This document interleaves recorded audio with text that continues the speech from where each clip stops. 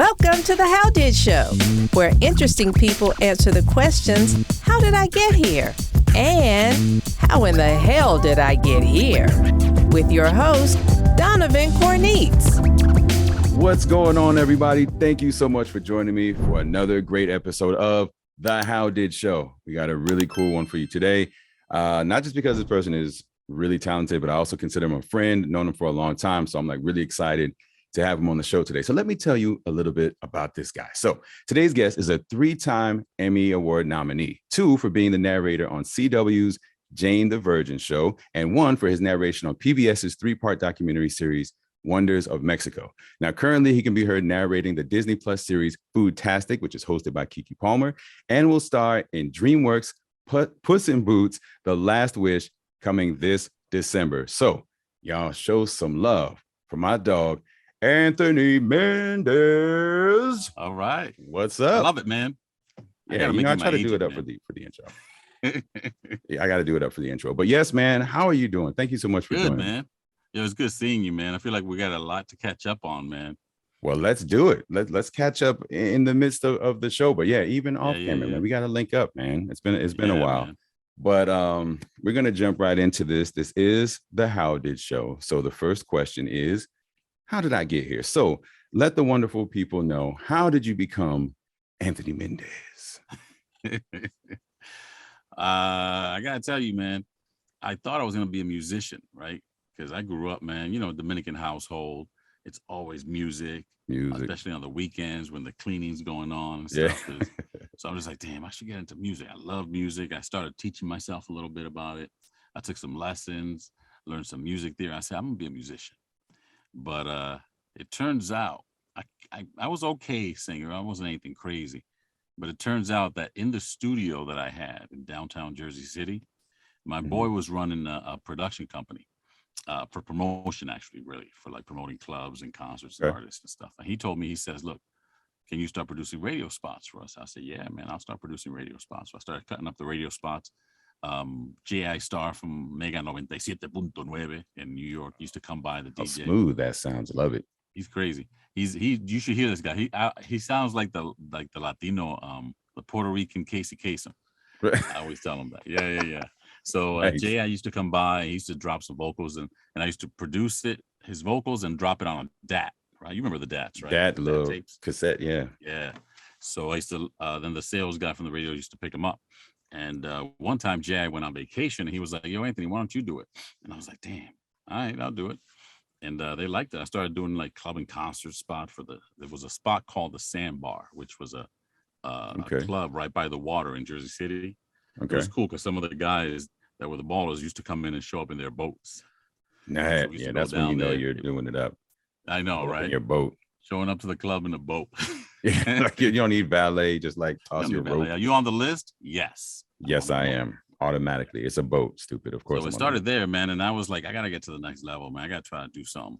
And I realized that I had a very club kind of radio, the biggest party in the tri-state area kind of shit. So right. I was like, damn. So somebody told me I got to take acting classes. So what I did was I started taking scene study classes with Mary Boyer in New York, MTV Studio. Scene study, audition technique classes with her. And that gave me, I think, a good foundation for voiceovers for what I was doing, right? Which was I wanted to be promos, trailers, and some commercials, right? Right. The scene study, you take a scene, you put it up on his feet, and you got to make those choices within a certain amount of time, right? Right. For that scene, what's your objective for that scene? Then from there, I basically got an agent and started freelancing with a couple of people in New York. Because in New York, at the time, I don't know how it is now, because I'm cooped up in here now. At the time, all the New York Hispanic or bilingual, and even a lot of like the Black and quote unquote urban voiceovers, right? Right. Used to freelance. Okay. Because there really wasn't enough of our kind of thing in terms of voiceover, right? Everything was standard American, basically the white guys arena. Pretty much, yeah. So general market, yeah. I know it's crazy that's even the name, man. I can talk about hours for that. But so we used to have to go and freelance with different agencies. to be able to at least put something together, right? Get auditions here. But then one day I was like, you know what? I'm just going to walk down the aisle with this one agency. And they signed me. I booked the commercial right out the gate. And here's the thing, man. When you're starting off, you're like, damn, I just want that one gig, right? Because right before that, before the strike and everything, if you had a national network gig or commercial, like even just one spot that ran like Class A or whatever, you were able to live. Yeah. You know, it was a nice cushion. You can make 20, 30, 50 G's. And as an actor, to have that come in, you like, or more. Yeah. That's everything. But this one was for the Army, right? And it was in Spanish. And it started running. And I was like, okay, I'm going to start getting residuals. It was like what got me into the SAG-AFTRA union. So it was 2006, I think, when I got in. Okay. And all of a sudden, dude, the dude that was in the commercial, because by the way, the Army, I don't know how it is now, but I know at the time, the Army doesn't allow actors to portray soldiers. They got to be real soldiers in their commercials. The dude that was in it paid the ultimate sacrifice, man, in Afghanistan, I think it was. Oh, wow. War in general, yeah. And then after that, it stopped running. You can't be mad about that, right? So I was like, it's one of those things where you think certain things happen and then it takes a turn. And then after that, I ain't booked anything for like a year, man. So I came out here with Maurice Tobias, who was coaching me at the time. And she also shout out Maurice Tobias. Yeah, Maurice is the best, man. She's the voice whisperer for sure. Yeah. And she guided me, man. For like the first year I was working with Maurice, we didn't record one piece of copy. It was just talking and her kind of getting all these layers that were getting in my way. Right. So I came out here. She referred me to Wes, who was at Vox, and I had signed with him. And then from there, I kind of moved around a little bit. And then I did the demo with her, went back to New Jersey, and several years later, man, this 2010 was when things started kind of turning really around. Jumping up. Yeah. Remember, I joined the union in 2006. So it was 4 years before things started to kind of feel like something was clicking. Right. Little did I know I still had a lot more years to go, right? Yeah. But by 2010, I was doing somewhat consistent 1 or 2 jobs here and there that were consistent in terms of promos, and I started booking movie trailers and in Spanish, because the English ones they would not give to me, man. And I think it was because of my accent. That was a tough nut to crack for sure. Yeah, man. So from there, we just kind of started working, and things started working. And then by 2014, I was like pretty much set, right? I had a career going. Right. And then that's when Jane the Virgin came around, and that kind of just blew everything open. Blew everything up, man. Yeah. Yeah, dude. I remember because we started about the same time. Because I started like 2005. Yep. And about the same time. And yeah, that's when I was freelancing. I think that's when I met you at a workshop, was it? Or what? I think it was at a, I don't even want to make it up and lie, but I don't know if it was like the Radio Summit or it was some, it might have been a workshop. It wasn't at that adult entertainment spot. No, that was, I told you, man, don't bring that up, man. That's another show. But no, we started around the same time, and we got to see each other kind of grow in phases and stuff. And I remember when you were like so excited about some big project, and for the longest you couldn't talk about it, right? NDAs and all that. And then when it finally came out that, you were a part of Jane the Virgin, it was like, oh man, that's awesome. And then it just exploded, the Emmy noms and getting your blue check, getting verified. Yeah, that's on right. social media. That was my I publicist, mean? man. Yeah. Canessa Tyke. Shout out to Canessa, man. She was a hustler, boy. She still is. She represents a lot of like top artists in the Latino entertainment. Yeah. She was the one that said, "Hey, I got you verified." I was like, "What?" Yeah. That was wild, dude. Yeah, man. Look, it was a huge accomplishment to have that. And one thing I want to make sure I don't miss is that you had this big kind of brush with success and then nothing, right? And I think a lot of times people will see folks, I guess like ourselves, that have reached a certain level of success and being consistently busy. They think like it was always that way. Yeah. And man, there was a lot of times where the phone wasn't ringing, the emails weren't coming in, yes, and you start questioning yourself, like, did I do the right thing here? Dude, like the summers used to suck for me, man. It'd be slow dead down in summer. I was just like, damn, why can't the fall get here? Yeah. You're at that point where you're not doing anything in the summer. Where you're just about to kind of break through, but you haven't really gotten there. And you're thinking like, I might need to take on another job or something. Like this isn't going to last, you know? But then, you just keep at it. And you realize that you're doing this thing because you love it. And the grind doesn't stop, man. And I think that's a very important lesson for anybody that's looking in, not just VO, obviously other things in entertainment where you're a freelancer for a living, or, auditioning for a gig. You gotta stick with it. If it's the dream, if it's what you want to do, if it's what you're passionate about, it's gonna do this. Even when you get up here, you can just a show ends. You have no part in that. Like, oh yeah, it's done after this many seasons. No control over that. Or like I had 2 really big clients last year that just gone. One got bought out by another company, so they changed the voice, and then a big commercial campaign just ended. It had run its course for. It's scary. Like somebody asked me the other day, they were like, how do you deal with, being freelance? And I was just like, look, man, I'd rather have 100 different people hiring for 100 different things than having one job. Because that to me is scarier. Having a 9 to 5, because if that's gone, then you got zero. That's a steady income. Yeah. You lose that one gig and you got nothing, but it's almost, I can't say it's almost impossible, but it kind of is to lose everybody at once. You'll lose the big fish, but hopefully you're doing enough small things to kind of be the long kind of hold tail. You over. Yeah. So it's not easy, dude, but this is a people business, man. It really absolutely is. You got to be able to treat people with respect. Understand that the people that are hiring you, they're really the ones doing the work. You're there as a problem solver for what they need. Because if nobody needed narration, they wouldn't hire us just because they want a voice on there. Yeah. Whatever piece they're working on, especially in promo or trailer, they feel they need the narrator to tell the story, or at the very least to cover the legal stuff. Something to make a connection. You can't blow yourself up like you're all that. You still got to be all that, though. You got to be good and come in and make their job easy. I was just talking to somebody about this, and I said you have to have a very small, healthy dose of narcissism, but also have to be very humble in realizing that they don't need you. Like you are replaceable.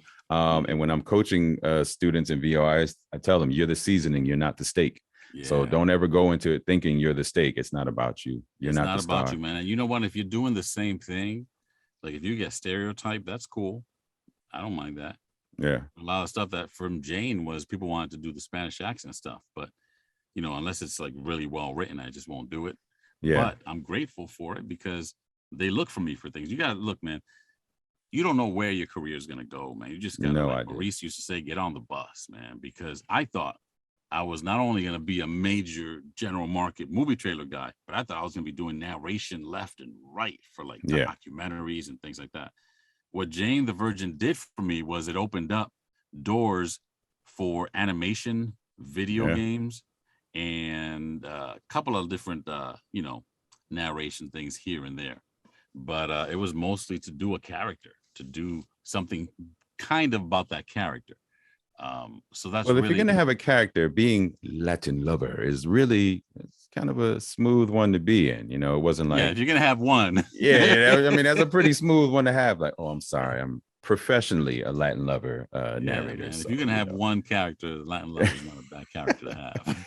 So what would you say, since we're talking about like your growth and your kind of journey, like knowing what you know now, if you can go back and talk to younger Anthony getting started, what advice would you give him? I said that just things don't happen on your time, man. It does not happen on your timeline. So buckle up and be ready for the long haul. And in whatever fashion that takes, whether you keep some other source of income or whether you keep your patience and sanity to understand, look, man, if you stay in the game, you're a good person, you treat people well, you want to be the kind of person that people want to be around. That's it. I like to make people feel good, man, because, and the selfish part of it is that makes me feel good. Like I'll compliment people on their glasses all because I love glasses, man. So when I see somebody pick a glasses, I see somebody has glasses on, I always compliment them because I know that the glasses that they're wearing weren't just random. Yeah, they tried on a bunch of different pairs. Yeah, you're looking at a bunch of things, you're trying them on. You went through something that you felt that the glasses that you chose are an extension of your personality. Represented, yeah. So when you compliment somebody on their glasses, and sincerely, I'm not just doing it just to gain points. I just really, those are good, those are nice glasses, and they fit you well. People feel good about that because you kind of you're complimenting them and part of an extension of their personality. So I love stuff like that, man. So really, that's what it's about. You got to be somebody people want to be around. You got to be easy to work with, and of course, you got to be good. But that's you got to have the skills to back it up. But people want to work with people they like. And side note, we've been on here a while. I haven't heard anything about my glasses at all. Like, I mean, those are great. Well, first of all, oh my goodness, let me tell you that I didn't notice that all of a sudden you started wearing glasses because you rock them well. So there you go. There you go, man. This guy, I love. Hit me right in the feels, man. I love it. No, I really didn't notice that you. Yeah, no, that's crazy. Anymore, you're not the first person to say like you haven't always had glasses. Like, no, I've had glasses for 2 years. That's it. Just now, I was like, you haven't always had glasses, but they look good on you, man. Look at this guy. Well, thank you, man. Your glasses look great too, and I love that even though you're in LA, you're still true to the Knicks, no matter how much they break your heart. You got to be true to your team, man, your home team. But man, Knicks, you know what, man? Ever since Patrick Ewing missed that finger roll in the playoffs, I just kind of resolved to just be on board for whatever happens. And then even Linsanity came around. We thought, we finally got a point guard. We got it. And then nope. So look, I get it, man. Look, my sports teams are perennial underachievers, so I'm used to it. It's all good. But look, man, thank you so much for that. That's actually really great. And I someone like yourself that has reached, I mean, some really high highs. I mean, 3 Emmy nominations. That's crazy. That's kind of nuts, right? So that's really great, and I'm so happy for all of your success because, like I said, we kind of started around the same time and kind of shared each other's journey the whole way. But now that we got that out of the way, it's time to spin the wheel of what? And we're gonna bring this thing out right here. Boom, state-of-the-art technology from Amazon. That's the best way to do it. People trust that. You know what I mean? Like if you had that shit on digital on the screen, people be like, you know, that's it's rigged. fixed. Yeah, but this is real. This is for real. There's no fixed dice here. So what I'm going to do is spin this wheel, and then whatever it lands on, you have to answer the question based on what it is. You ready? Yep. All right, let's do this. Wake up. All right. So wake up. This is actually probably like the least silly of them, but wake up.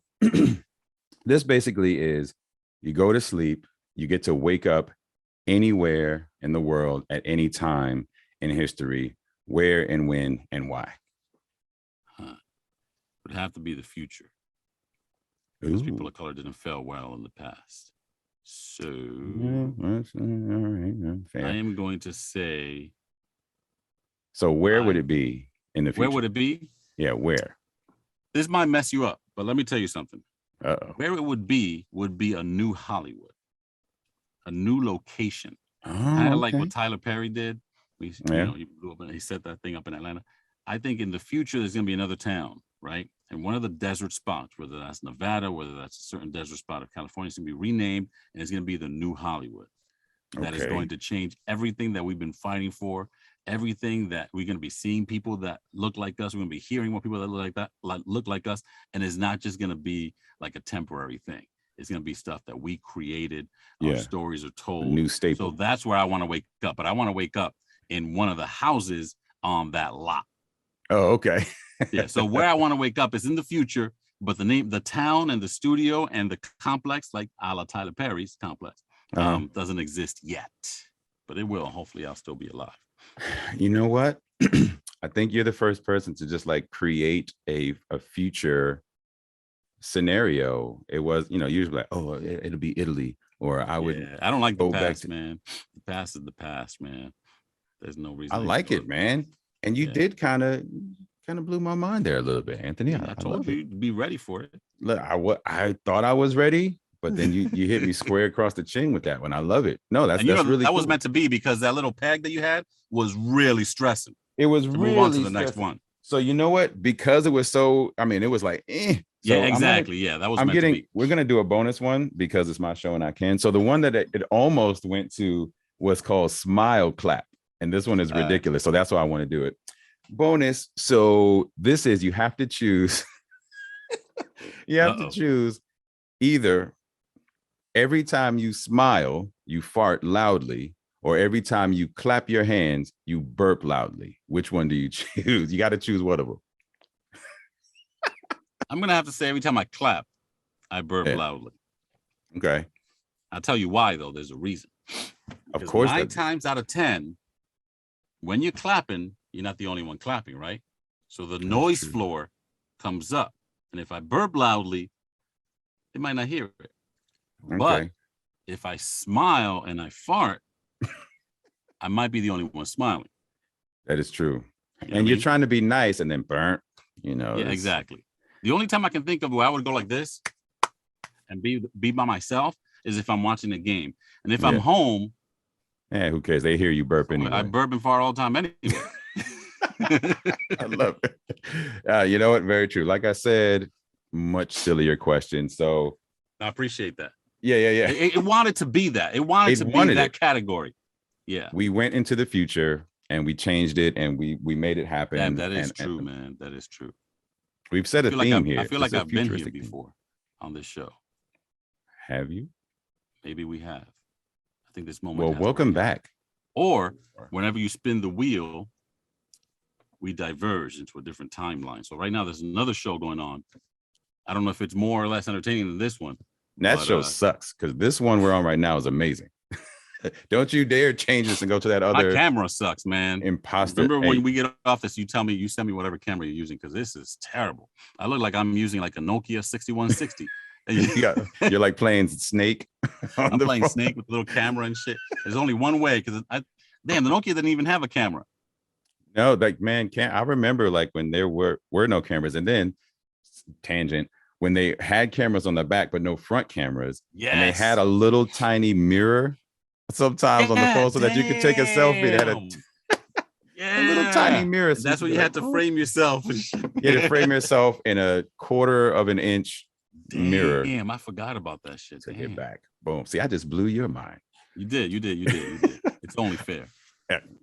We got to go 1 for 1. So now that we got that silliness out of the way, we take it to the second part of the show, which is you answering the question, how in the hell did I get here? So this is a story about maybe something that happened to you, something you were a part of, that made you really step back and say, all right, how in the hell did I get here? Could be crazy, could be funny, could be inspirational. So what is your story of how in the hell did I get here? Well, it might be tied into what we were doing, right? In terms of how did I get here, but now we're traveling to the past again. This is the only time we're going to travel into the past to learn lessons, right? I'm good with it. We physically want to be there. When I was working for Bell Atlantic, right, which was later turned to Verizon, and a quick little short story about that, by the way. When Bell Atlantic switched to Verizon, they sent us all memos, and they were like, "We're going to change our name. We're consolidating. We're buying all the baby bells up. We're going to be changing our name because we're going to go national. It's going to be called Verizon." And we was like, what the hell? Yeah. I was like, don't worry. It means veritas, a Latin word for, I think, integrity or honesty. And it means veritas and horizon, looking towards the future. Yeah. Right? This whole thing might be a timeline. I think it's truth. I think veritas is truth. Veritas is truth. Yes. Thank you, man. You are so cultured, man. You know what? That's from Disney's planes. And they said, Volo pro veritas. We fly for truth. So that's why I remember. So I try to make it seem like I just am cultured. It was you should just let that go, man. You should just I'm a man I was gonna go back to my wife and be like, yo, did you know that? Did you know Donovan knows Latin? Yeah. Anywho, so I said this was gonna be real quick, but nothing with me is quick. Anyway, so we'll talk to the wife later. So they said Veritas, Verizon, Veritas and Horizon. And I was like, that is the stupidest name. That is never going to work. So anyway. Yeah. So it shows you how much I know. When I left Verizon, right, I said, I'm going to start a studio. I'm going to do this. I'm going to leave my job. Dude, it was rough not having any income because what I calculated on was being able to make it in voiceovers by a certain time. I said, it's going to take me only 3 to 4 years, 5 years tops. I'll be set. Yeah. Well, surprise, surprise. We had just bought a condo. Okay. And couldn't make the payments anymore because I wasn't really making money. Yeah. Then I tried to find work and try to get back into my old job. Couldn't get in. They never called me back. Wow. So I ended up one day, and I knew we were going to go into like foreclosure and shit, right? So things kept coming. And I got to tell you, man, no matter how much you ignore those papers, the process continues. I'm talking about collection. I'm talking about car repos, everything, because I've been through it all. And one day the sheriff shows up and he's like, my wife came in from work and he came in right after her, or he came in before her. And then she saw the sheriff. He gave me the papers and said, your condo's up for auction in 2 weeks. I felt like the blood drained from my body. Yeah, for sure. It was a roller coaster, but it was not fun. And I felt chills all over my body because at this point, I'm just like, where the hell am I going to take my family? Yeah. It was, you know, and that was 2010-ish. Okay.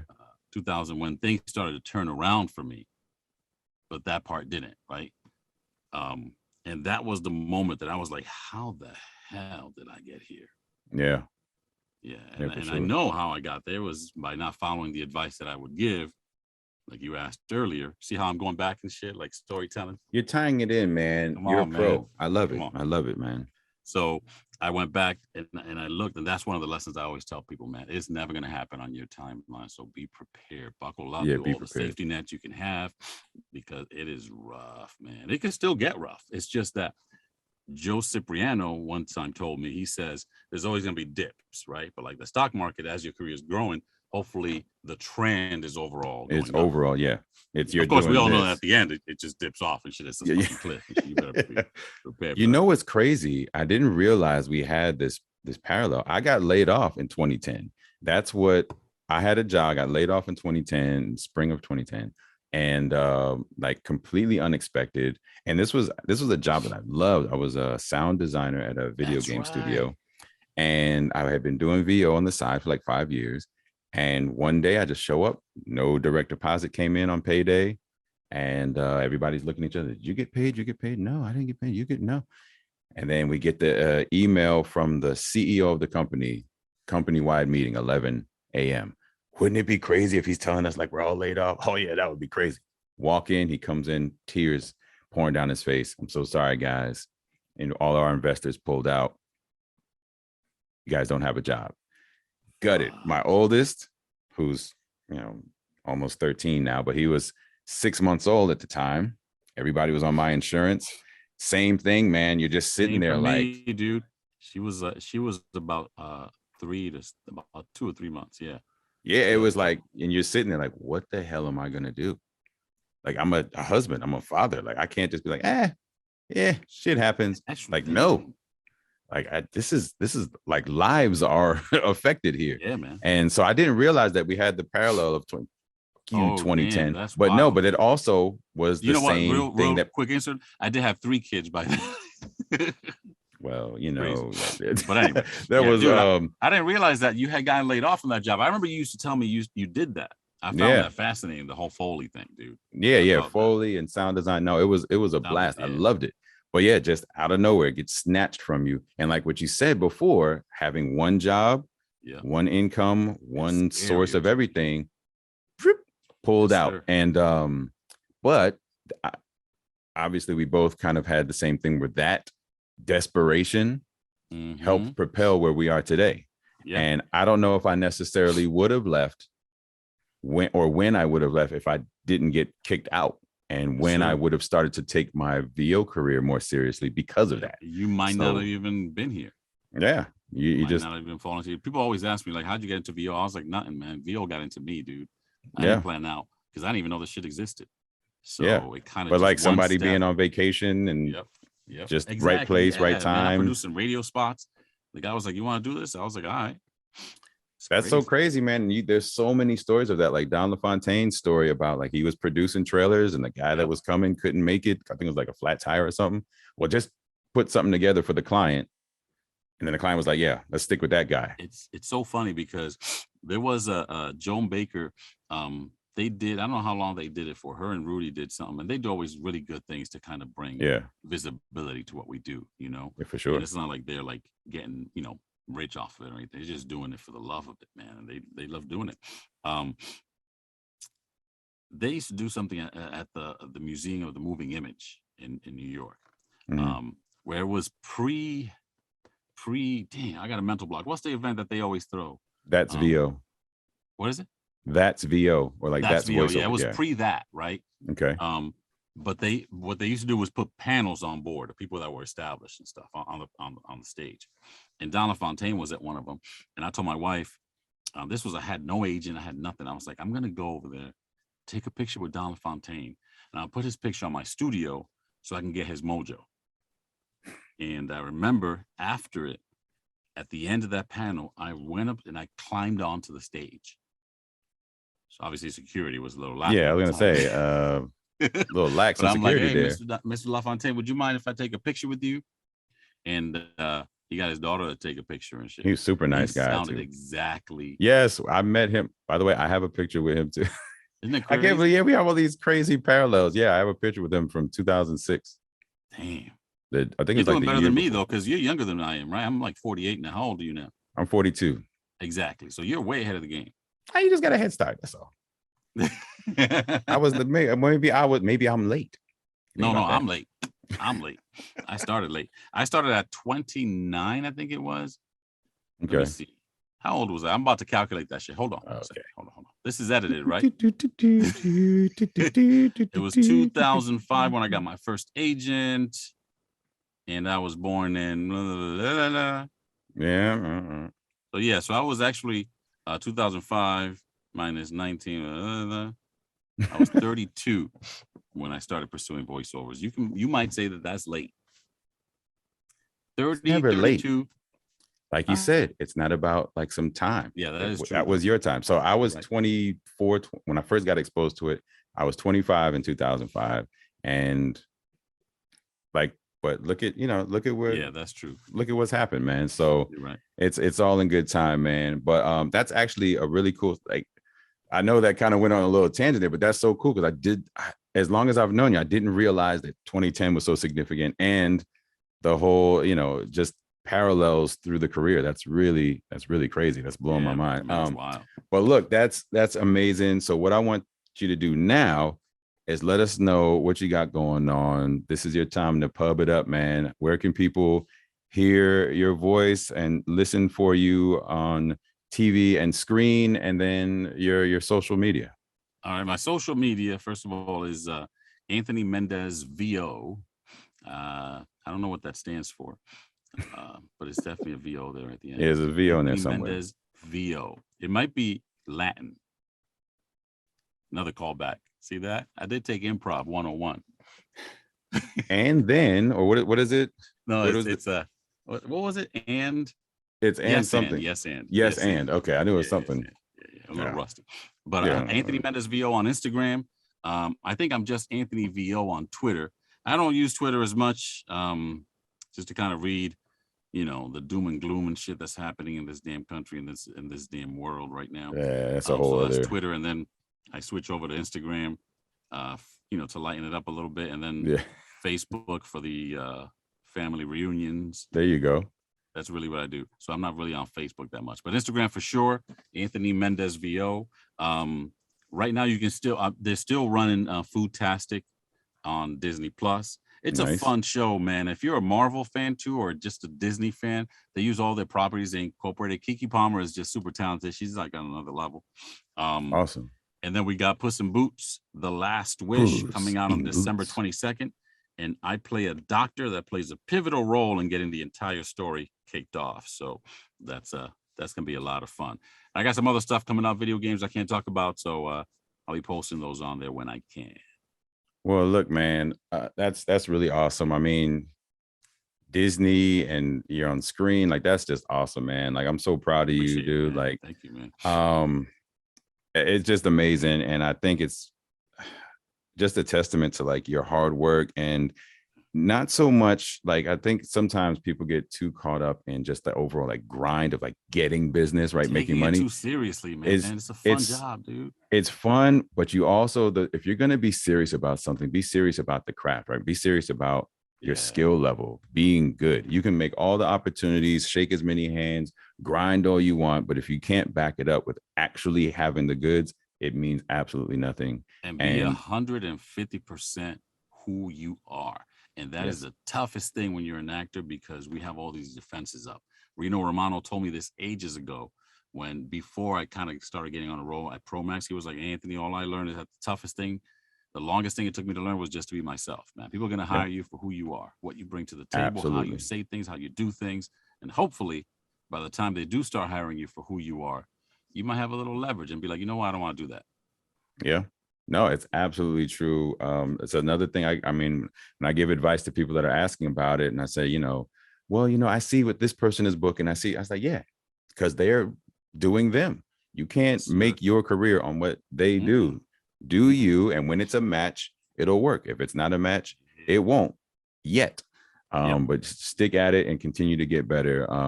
So look at that, man. He's just like gem after gem after gem. I love it. But look, man, thank you so much. This was absolutely a pleasure. I had a great time talking to you. I hope you had some fun too, man. It's always cool when I can do interviews with people I consider friends, man. And I wish you the best for you, the family, your career. And to everyone out there, be sure to check out everything Anthony has going on his socials, on screen, and on Disney Plus. And you can even go back, check out Jane the Virgin. I won't give away the ending. We get a few pennies and residuals for that. Go ahead, please. Yes. Yeah. Let the man get like a 28-cent check or something. You know what I mean? Let it happen. But thank you so much for watching this, and we'll see you next time on The How Did Show. Peace. What's going on, everybody? Thank you so much for joining me and having some fun as we interview some really, really interesting people. So go ahead, like, comment, subscribe, and be on the lookout for more episodes of The How Did Show.